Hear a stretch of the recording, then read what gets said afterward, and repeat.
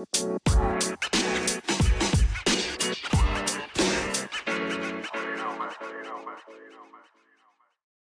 ini adalah bagian dari tantangan 30 hari bersuara yang diselenggarakan komunitas The Podcaster Indonesia.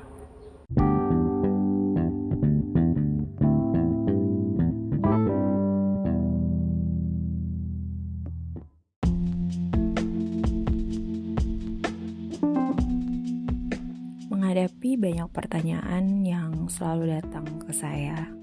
Katanya, kenapa sih kamu perginya terlalu jauh?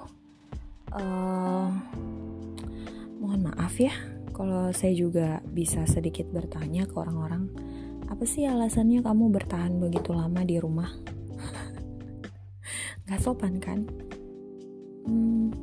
Menurut saya gak terlalu ini. Atau mungkin kayak misalnya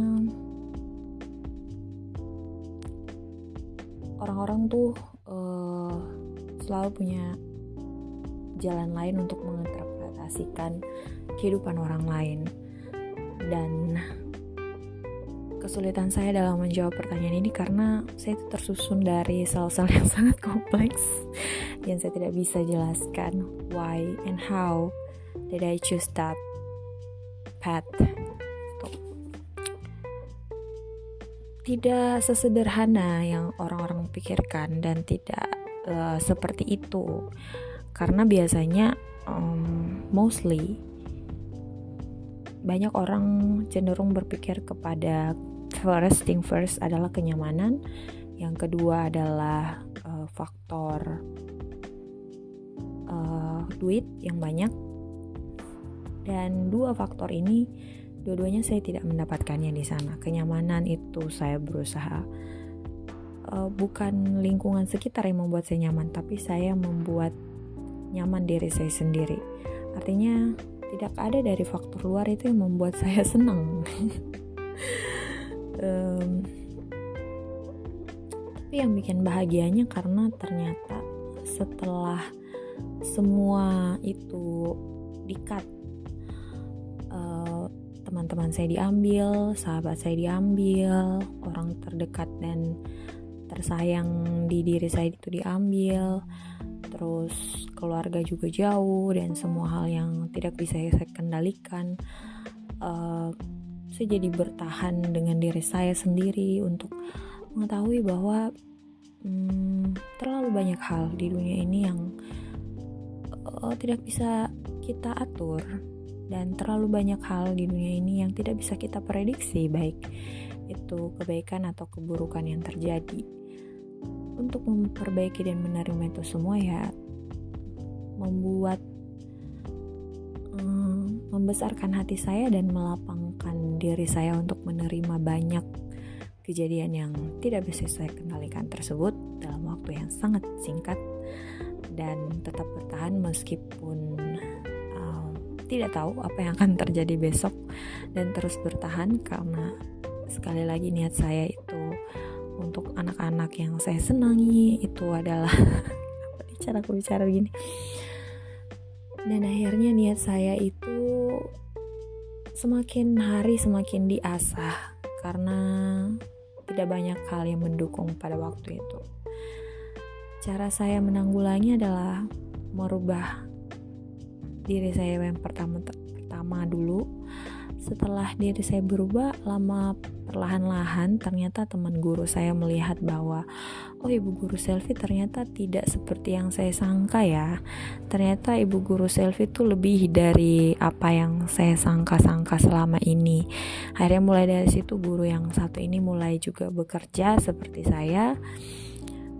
Bekerja model seperti saya itu adalah bekerja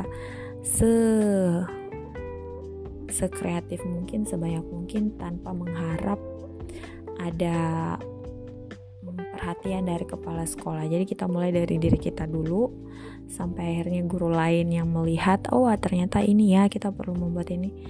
Sampai akhirnya kepala sekolah mulai berpikir-pikir apa yang bisa dia lakukan juga. Sampai akhirnya guru lain juga mulai mencontoh, dan itu butuh waktu sampai 3 tahun sih. Kembali ke pertanyaan, why am I travel so far away? Sebenarnya tidak juga. Sebenarnya kalau kamu mulai mendengarkan dari episode 1, di episode 1 itu saya bercerita bahwa saya mencoba berbagai kemungkinan dalam hal ini pekerjaannya. Berbagai kemungkinan pekerjaan yang bisa saya dapatkan, mulai dari sini, mulai dari kota Kendari, mulai dari kota Makassar, dan itu sudah saya usahakan sembari saya mengusahakan hal yang lain di luar kota-kota ini. Dan saya teringat beberapa kejadian yang terjadi di rumah saya beberapa tahun sebelumnya. Mama saya tuh waktu saya tinggal di rumah dia pusing gitu. Dia pusing kenapa anaknya belum kerja, kenapa ini masih banyak hal yang dia inginkan supaya anaknya bisa lakukan gitu. Jadi pas saya pergi ternyata mama saya jadi lebih rindu, lebih kangen gitu. Malah suka ditanya kapan pulang, diongkosin lagi.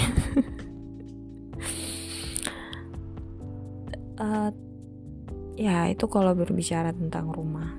Dan sebenarnya beberapa tahun atau beberapa bulan sebelum saya pergi itu, saya sudah membuka kesempatan yang sangat besar dan sangat lebar untuk kalau ada orang yang membuat saya ingin bertahan.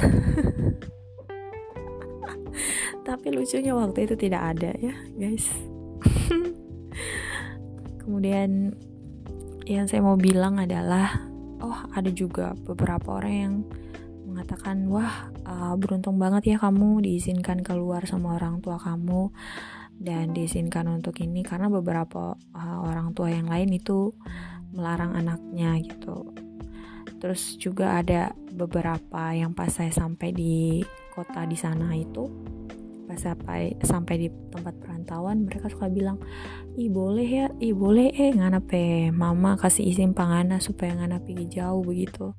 Kalau kita mesotarada begitu. Jadi artinya adalah mama kamu boleh ya ngebolehin kamu untuk pergi jauh, sementara kalau mamanya dia tuh nggak mau kasih izin dia untuk pergi jauh-jauh. Saya bilang sih sebenarnya itu tergantung orang tua ya. Kebetulan saya punya orang tua kan, mereka mau menerima supaya anaknya itu, bahkan mereka yang menyuruh untuk ya mencari kesempatan di luar dari tempat ini. Karena beberapa rumah itu terlalu berisik untuk ditinggali, dan beberapa rumah juga terlalu berbahaya untuk penghuninya sendiri. Cause I've seen so much accident, dan saya sudah melihat, dan rumah saya boleh dikatakan rumah saya sudah pulih.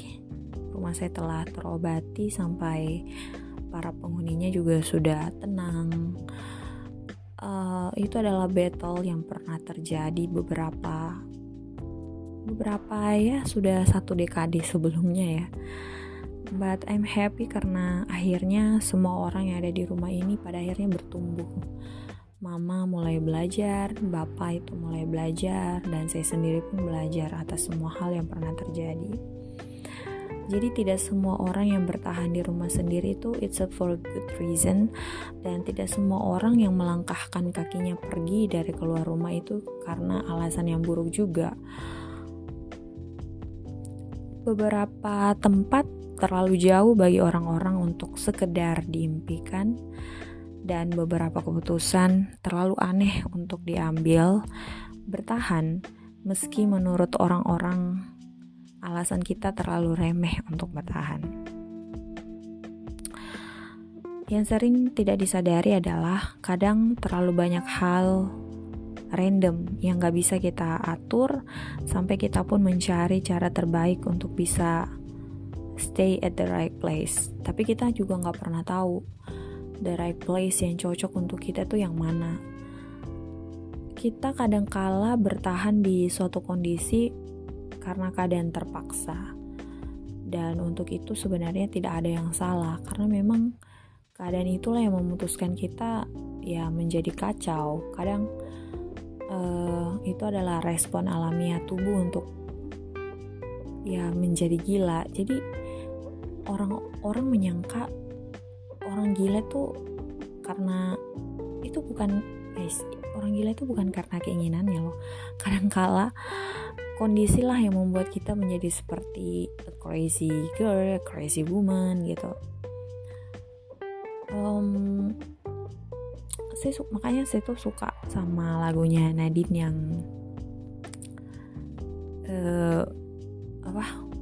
perempuan gila gitu loh. Karena ada banyak badai, ada banyak peperangan yang udah kita lewatin sampai akhirnya kadangkala kita tuh hanya memutuskan untuk tetap waras dan untuk tetap hidup tenang. Itu tuh sebuah magic.